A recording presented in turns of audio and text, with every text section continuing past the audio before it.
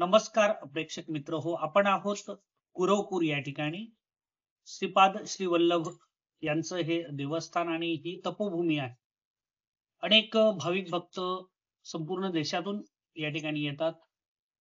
सावंतवाडी, गोवा म्हणजे एकूणच तळ कोकण आणि गोव्यातून सुद्धा भाविक भक्त या ठिकाणी आलेले आहेत.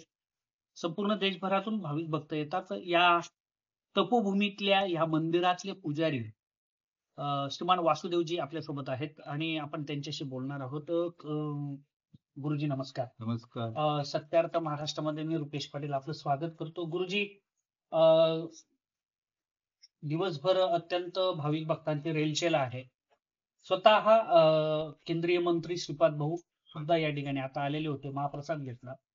एकूणच ही जी तपोभूमी आहे, या तपोभूमी बद्दल काय सांग? श्रीपाद भाऊ या ठिकाणी 14 वर्ष तपस्या केले जात आहे.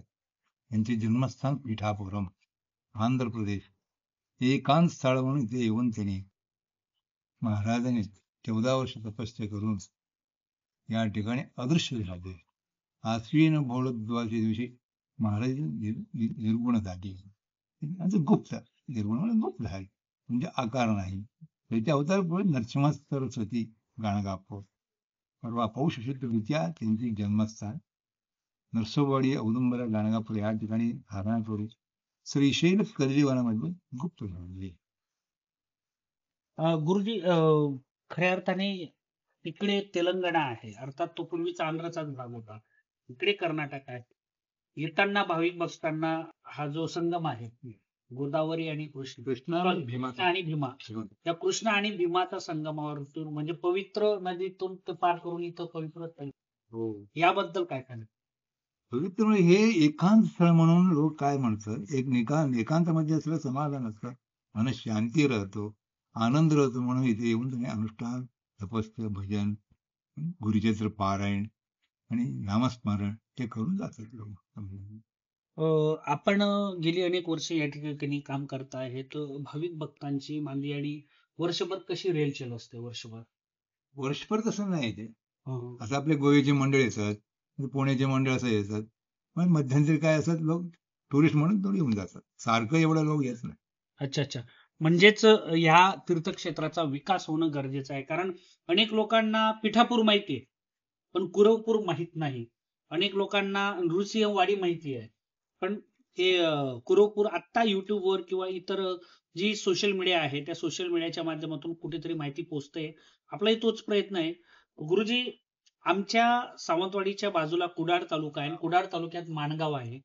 टेंबेस्वामी ज्यांनी श्रीपाद म्हणजे दिगंबरा श्रीपाद वल्लभ दिगंबरा नामस्मरण 18 अक्षतरी त्यांनी जिथे कुरवपूर मध्ये त्यांनी साधन केलेले टेंबे महाराजांनी. त्यांच्याबद्दल त्यांची इथे कशी त्यांचा संपर्क कसा झाला काय?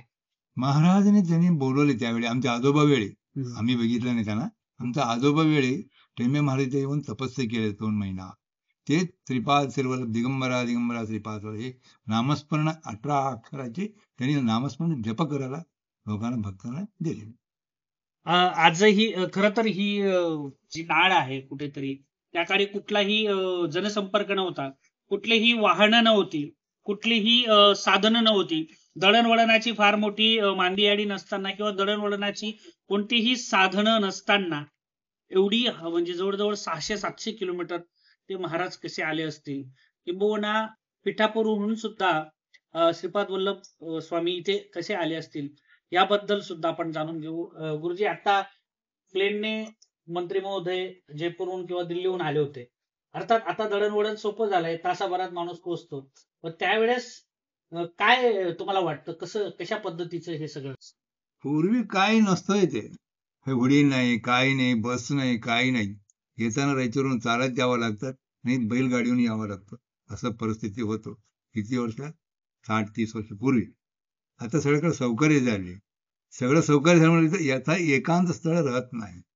असं मन समाधान राहत नाही त्यावेळी. कुठे जावा, कुठे बघा, कुठे बिल्डिंग मध्ये राहावा, कुठे नाश्ता करावा, असं परिवर्तन होतं मनात. आता एवढे एकांत काय म्हणलाय? सवयी नाही म्हणून एवढे एकांत आहे. ह्याला सवयी झाली ह्याचं महत्व निघून जात. लोकांना काय, लोकांना सौकर्य होईल, परंतु महाराजांना एवढं समाधान लोकांना वाटत नाही. हे निश्चित आहे. आता 10 वर्ष तुम्ही येऊन बघा इथे मोठा मोठा बिल्डिंग होतो, मोठा मोठा चहाचा लाट घेऊन होतो. हा, असं तुम्हाला पूजा गिजाला काय विधी होणार नाही. ती शाश्वत आहे.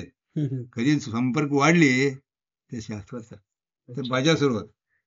बाजार सुरू. बाजार इथे पूजाचं मूर्ती ठेवायची, पूजा करायची. चला बाहेर काही नाही, देवाचं जेव्हा पूजा होऊन जातं ना, असं परिवर्तन होतं लोकांना. समाधान नाही. किती पैसे घेऊ शकतो, किती करू शकतो, समाधान कुठे मिळतात?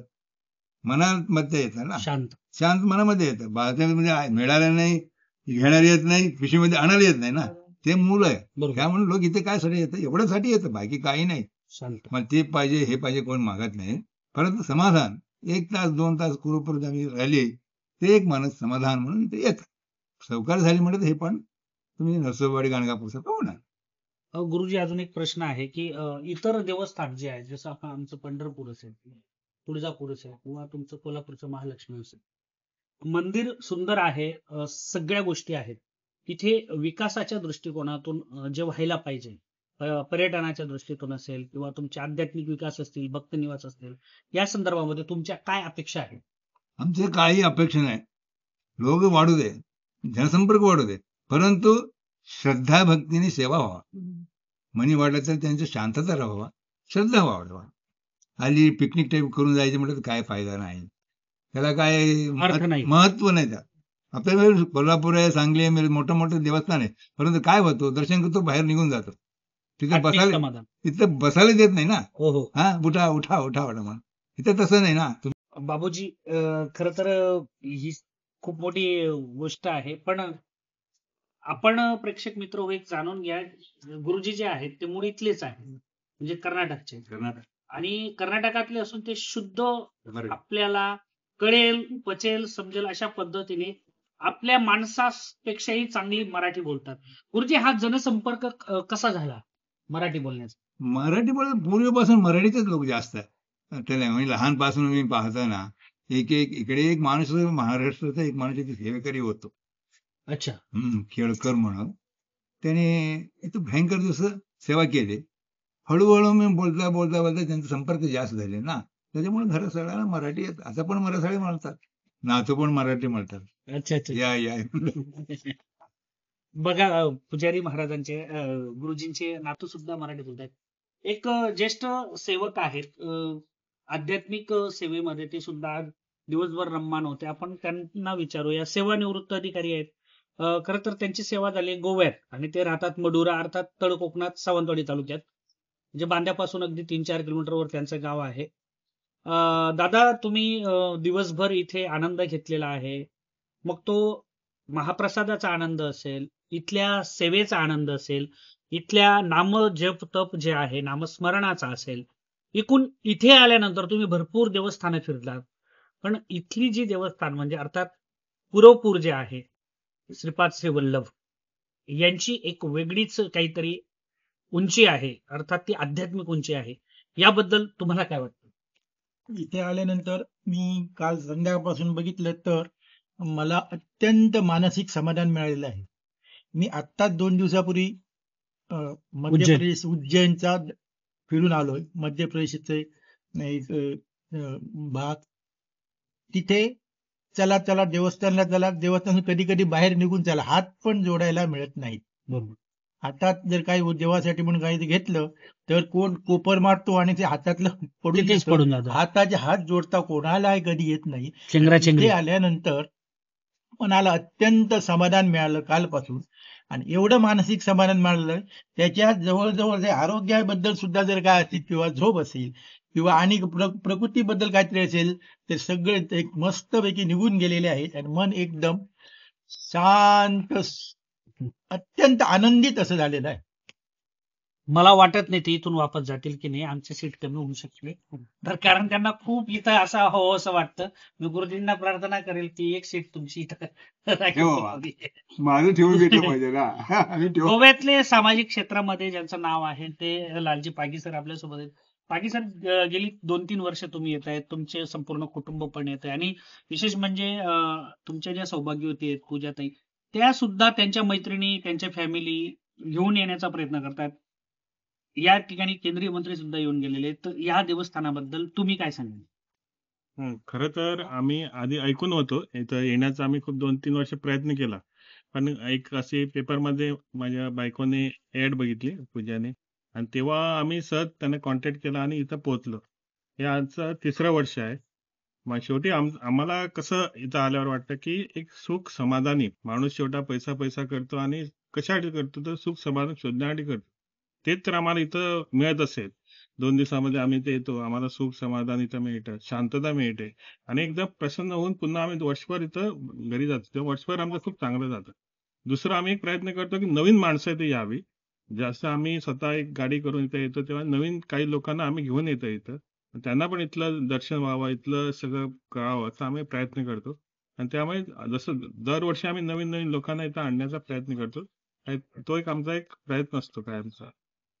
नक्कीच पागी साहेबांनी एक सुंदर सांगितलं की आपण तर जोडलं गेलो, पण आपल्यासोबत आपण किती लोकांना हे आध्यात्मिक आणि एक शांती, पीस ऑफ माइंड ज्याला म्हणतो, की माणूस आज शांततेच्या शोधात आहे. कारण सिमेंटच्या जंगलामध्ये मोबाईलच्या खणखणाट आणि त्या टीव्ही रिमोटचा आवाज, अर्थातच माणूस हा यांत्रिक बनत चाललाय. आणि तो माणूस माणूस व्हावा, त्याला समाधान मिळावं, त्याला त्याच्या भक्तीचा, त्या भक्तीच्या शक्तीचा, किंबहुना नाम जप जो आहे, त्या नाम जप केल्यानंतर जी आपली जी शरीराची रचना आहे, किंवा आपल्या मेंदूला जो ताण असतो आपल्या मेंदूवर पडलेला, तो ताण कमी होतो.